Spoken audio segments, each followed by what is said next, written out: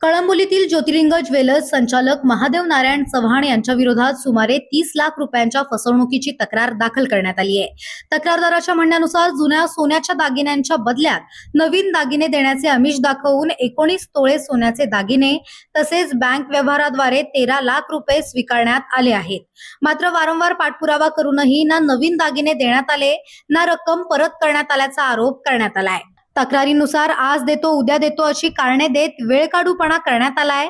April 2026 मध्ये तक्रारदाराने प्रत्यक्ष भेट घेतली असता सध्या पैसे किंवा दागिने उपलब्ध नसल्याचे सांगण्यात आल्याचा दावा करण्यात आलाय।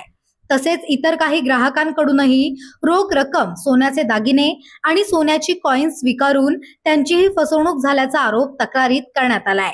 दरम्यान तक्रारदाराने व्यवहारांच्या पावत्या आणि बँक स्टेटमेंट पोलिसांकडे सादर केले असून संबंधितांवर कायदेशीर कारवाईची मागणी केली आहे।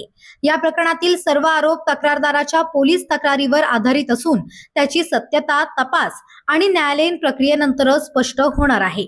संबंधित ज्योतिर्लिंग ज्वेलर्स किंवा महादेव चव्हाण यांची अधिकृत भूमिका अद्याप समोर आलेली नाही। पनवेल, नवी मुंबई आणि रायगड जिल्ह्यातील ताज्या बातम्या आणि नवीन घडामोडी पाहण्यासाठी सबस्क्राइब करा कोकण संध्या न्यूज।